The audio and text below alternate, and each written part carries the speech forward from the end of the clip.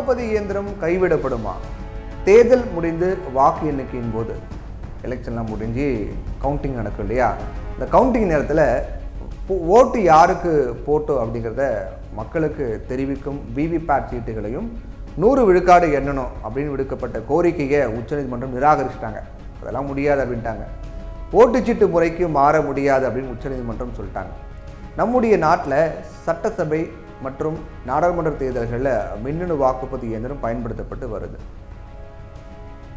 ஆனால் இந்த மின்னணு வாக்குப்பதிவு இயந்திரங்களின் மீது எதிர்க்கட்சிகள் தொடர்ந்து புகார்கள் சொல்லிட்டு வராங்க.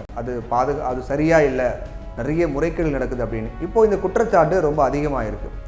கடந்த 17ஆம் தேதி என்ன நடந்தது? கேரள மாநிலம், கேரளாவை சேர்ந்த காசர்கோடு பகுதியில் மின்னணு வாக்குப்பதிவு இயந்திரங்களை சோதனை பண்ணுறதுக்காக மாதிரி வாக்குப்பதிவு நடக்குது. ஒவ்வொரு முறையும் நடக்கும். அந்த மின்னணு வாக்குப்பதிவு இயந்திரங்களை டெஸ்ட் பண்ணி பார்ப்பாங்க. அந்த மாதிரி நடக்கும்போது மாவட்ட தலைமை தேர்தல் அதிகாரி இன்பசேகர் தலைமையில் அது நடக்குது. இந்த வாக்குப்பதிவானது மார்க்சிஸ்ட், கம்யூனிஸ்ட், காங்கிரஸ் போன்ற அங்கீகரிக்கப்பட்ட அரசியல் கட்சியினர் மற்றும் வேட்பாளர்களை முன்னிலையில் அந்த சோதனை நடக்குது.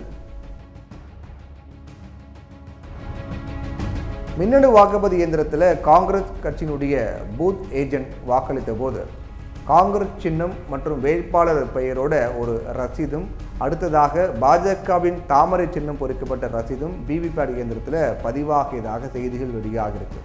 என்னன்னா, காங்கிரஸ் சின்னத்துக்கு ஓட்டு போடுறாரு, காங்கிரஸ் ஒரு ஓட்டு விழுது, காங்கிரஸ் மட்டும் தான் அவர் போடுறாரு, காங்கிரஸ் ஒரு ஓட்டு போடுறாரு, காங்கிரஸ் ஓட்டு விழுது, விவிபேட்டில் காங்கிரஸுடைய அந்த சின்னம் சீட்டு வருது.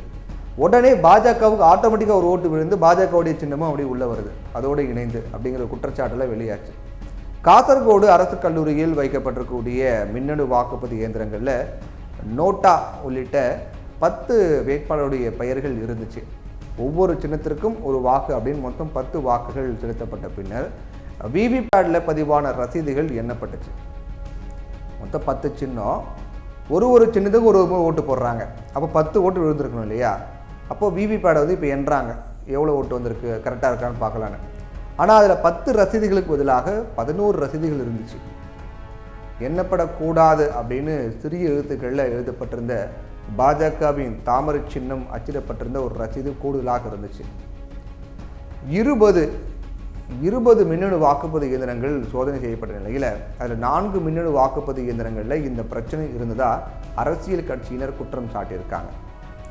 மின்னணு வாக்குப்பதிவு இயந்திரங்களில் பாஜகவிற்கு சாதகமாக முறைகேடுகள் செய்யப்பட்டிருப்பது பற்றிய விவாதம், மின்னணு வாக்குப்பதிவு இயந்திரங்களில் பதிவாகும் வாக்குகளோட ஒப்புகை சீட்டுகளையும் எண்ணணும் அப்படின்னு உச்சநீதிமன்றத்தில் நடைபெற்று வந்த இந்த வழக்கிலையும் முன்னிலைக்கு வந்துச்சு. அதுக்கு பதிலளித்த தேர்தல் ஆணையம், கூடுதலாக பாஜகவுக்கு வாக்கு பதிவானதாக செய்தியில் உண்மை கிடையாது, மின்னணு வாக்குப்பதிவு இயந்திரங்களை முறைகேடாக பயன்படுத்த முடியாது அப்படின்னு தேர்தல் ஆணையம் தரப்பில் சொல்லிட்டாங்க. விவிபேட் சீட்டுகளையும் எண்ண தொடங்கினா தேர்தல் முடிவு வெளியாக 12 நாள் ஆகும் அப்படிங்கிறாங்க தேர்தல் ஆணையம். இதில் 12 நாட்களில் கூட தில்லுமுள்ளு பண்ணணும் அப்படின்னா அந்த 12 நாளில் கூட பண்ண முடியும் அப்படிங்கிறது மறுப்பது கிடையாது. ஜெர்மனி நாட்டிலேயோ அமெரிக்காவிலோ வாக்குச்சீட்டு பயன்படுத்துகிறாங்க அப்படின்னா அங்கே வாக்காளர்கள் எண்ணிக்கை 10 கோடியை கூட தாண்டாது. ஆனால் 97 கோடி வாக்காளர்கள் இருக்கக்கூடிய இந்தியாவில் வாக்குச்சீட்டு முறையை பின்பற்றுறது அப்படிங்கிறது பல்வேறு சிக்கலை தான் ஏற்படுத்தும். வாக்குச்சீட்டிலையும் கூட மோசடிகள் நடைபெற்றதாக வரலாறுகள் இருக்குது. அதனால் ஐக்கிய முன்னணி ஆட்சி தமிழகத்தில் திமுக ஆட்சியும் அமைந்தது வாக்குப்பதிவு இயந்திரத்தின் மூலமாக தான் என்பதையும் மறுக்க முடியாது. அதே நேரத்தில் வாக்குப்பதிவு இயந்திரங்களின் மீதான புகார்களையும் எளிதில் புறந்தள்ளிவிட முடியாது. ஏன்னா காங்கிரஸ் கட்சி கூட தன்னுடைய தேர்தல் அறிக்கையில் நாங்கள் ஆட்சிக்கு வந்தால் மின்னணு வாக்குப்பதிவு இயந்திரங்களை அந்த முறையை கைவிட்டுருவோம் அப்படின்னு சொல்லலை. அதனால் இதுக்கு ஒரே ஒரு தீர்வு, எல்லா கட்சிகளையும் அழைத்து பேசி அறிவியலாளர்களையும் அவர்களோட ஆலோசிக்க செய்து வாக்குப்பதிவு இயந்திரத்தின் நம்பகத்தன்மையை உறுதிப்படுத்த தேவையான நடவடிக்கைகளை எடுக்கணும். அப்போ தான் இது ஒரு தீர்வாக அமையும்.